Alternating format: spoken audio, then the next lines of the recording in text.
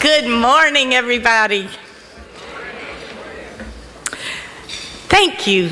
Thank you so much for being here. Last night, Ruby Takushi and I were trying to remember our first Standing in the Gap breakfast around 14 years ago. We do remember there were 4 tables crammed into our first cafe on 2nd and Bell. So we are blown away by all of you being here in support of this work. Thank you. Over 20 years ago, I researched and wrote a book about a small village in France called Le Chambon. I'm still waiting for a phone call from a publisher about that book. But even if that call never comes, the impact that small village made on my life has been huge. As some of you know, this true story took place during World War II when the Nazis had taken over most of Europe. In the midst of the darkness of that time, a light shone brightly as 5,000 people in the village of Le Chambon saved the lives of 5,000 Jewish children. As the Nazis arrested more and more Jews in Paris, desperate Jewish parents put their children on trains to Le Chambon. Why did these desperate parents send their children to this tiny village? Because word got out that traumatized children showing up at the train station in Le Chambon were welcomed, embraced, made to feel safe, fed, educated, and loved. The people of Le Chambon treated the children as their own. Every day, individuals show up at Recovery Cafe traumatized by homelessness, addiction, and other mental health challenges. Most have been stigmatized, marginalized, some even criminalized. All have suffered some form of exclusion. They are not children, but they are hurting and vulnerable. At Recovery Cafe, they are welcomed, embraced, fed, made to feel safe and loved. They are given opportunities to heal, to learn, to contribute, and to lead.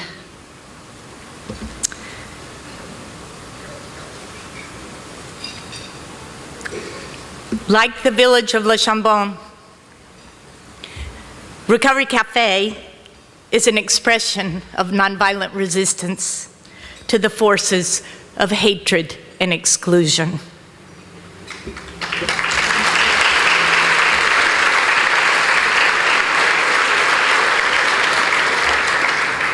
Several weeks ago, my friend Billy shared, he said, "Killian, I'm glad so many people are concerned about our nation separating children from their families on our southern border. But separating families is nothing new in our country." He said, "As you know, through mass incarceration, we have separated a significant percentage of young men of color and others from their families for decades. And for centuries, we have maintained policies that have kept whole groups of people on the margins economically, socially, and culturally."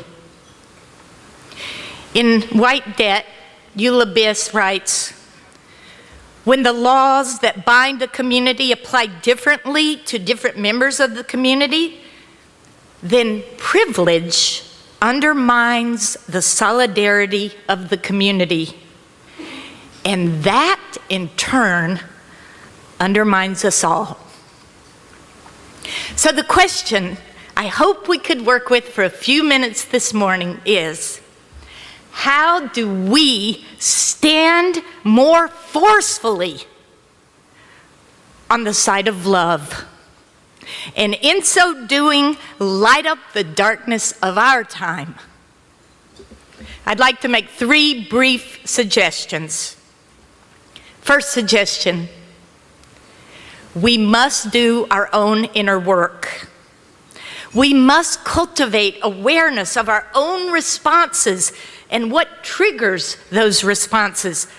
Are our responses coming from that wellspring of love within us, or from some place of fear or shame? For fear and shame create walls that separate us from others and from our truest selves. Fear and shame tell us we're not good enough, we're not worthy of love.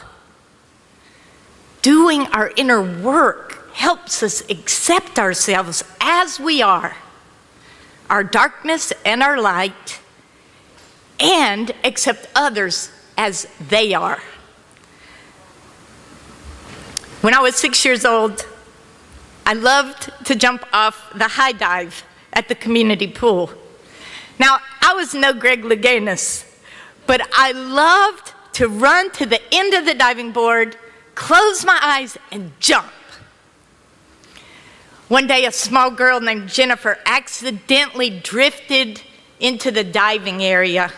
I didn't see her, so I jumped, and I landed hard right on her back. It knocked the breath out of her, and she started to drown.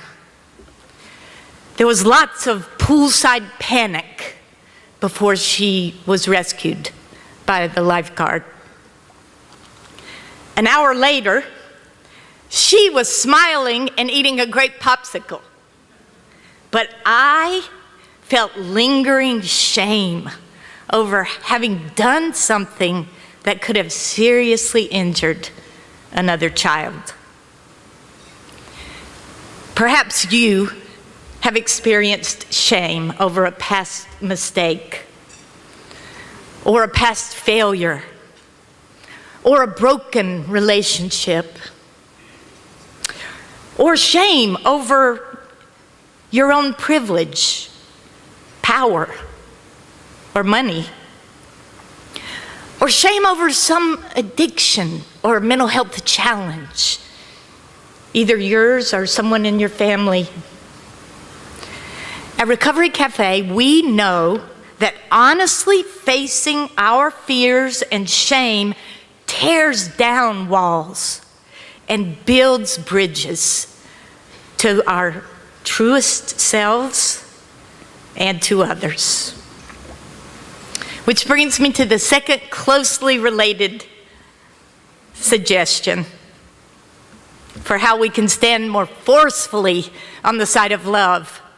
I know I say this all the time, but we must cultivate mutually liberating relationships that cross racial, economic, religious, gender, and other barriers. For how can we love more deeply when we do not understand the realities, the sufferings, and the joys of whole segments of our human family? How can we develop empathy and practice compassion if we stay isolated in our own bubbles instead of connecting across those barriers? Last week, the homeless man named Patrick was badly beaten up on the sidewalk outside Recovery Cafe. When Jason, our operations director, found Patrick lying there on the sidewalk, he brought him water and literally laid down beside him. Another early morning, before Recovery Cafe opened for the day, David Coffey saw one of our members pressing her hands against the brick exterior of our building, as if she were warming her hands by a fire. David Coffey, who's always kind, asked her, "Are you okay?" She responded, "Yeah, I'm just trying to connect with the love that I feel when I'm inside this place." At Recovery Cafe, everyone commits to a weekly accountability group called a recovery circle, in which we practice deeply knowing and loving each other. To be known without being loved is terrifying. To be loved without being known has little power to change us. But to be deeply known and deeply loved transforms us. Richard Rohr writes, "Transformation has little to do with intelligence, willpower, or perfection. It has everything to do with honesty, humility, willingness, and surrender." We all need a recovery circle if we are to stand on the side of a love powerful enough to permeate and tear down walls.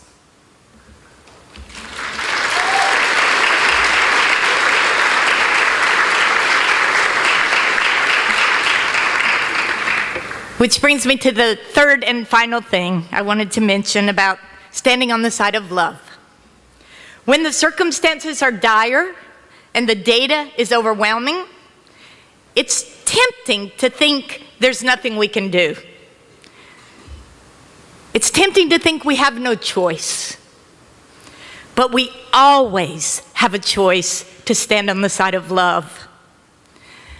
John had been living in his car for months until his car was stolen. All his clothes and belongings were in that car. He had no choice but to go to a shelter. At the shelter, he saw a woman who had no socks. He later shared, "I had to dig deep inside, but I was able to give her my only pair of socks."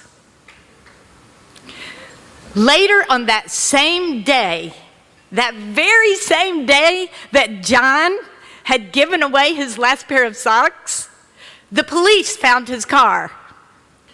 In his car was a whole pack of clean socks.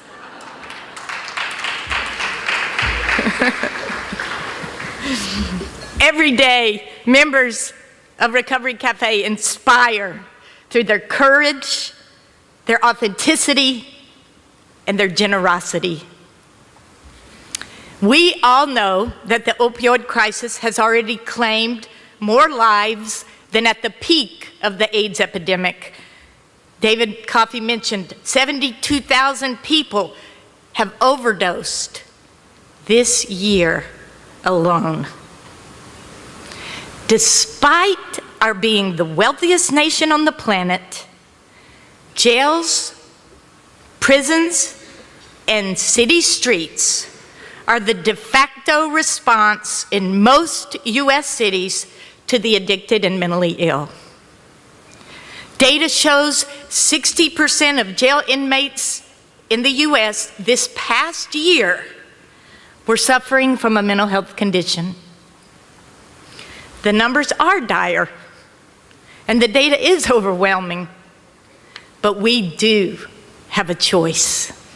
We can choose to demand our elected representatives and larger society provide prevention, treatment on demand, better medical assisted treatment, and longer-term healing communities like Recovery Cafe.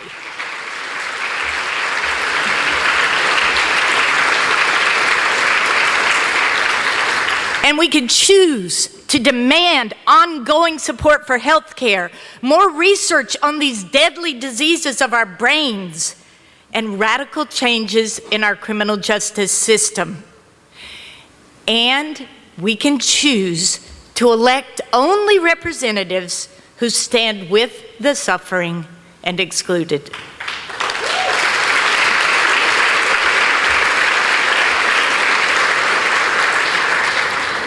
We're blessed to have visionary leaders in Seattle, like Chief of Police Carmen Best, and King County Director of Behavioral Health, Jim Vollendroff.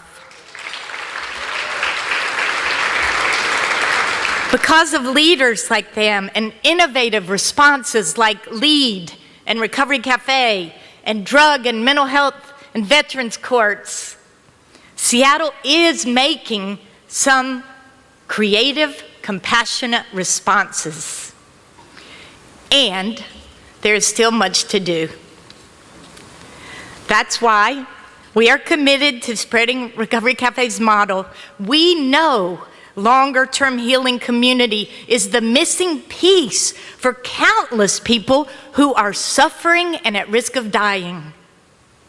We think of it as a three-legged stool with prevention, treatment, and longer-term healing community as the three legs of the stool. That's why we are opening a second Recovery Cafe in Seattle in the Soto neighborhood in April of 2019.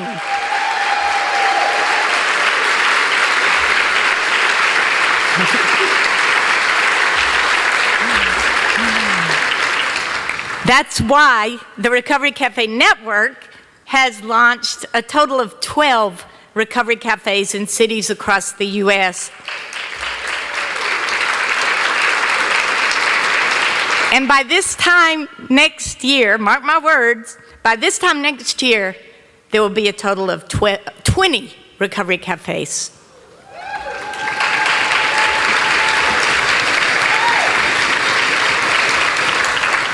Together, and I really mean that when I say together, we will stand on the side of love until love lights up the darkness of our time. Thank you.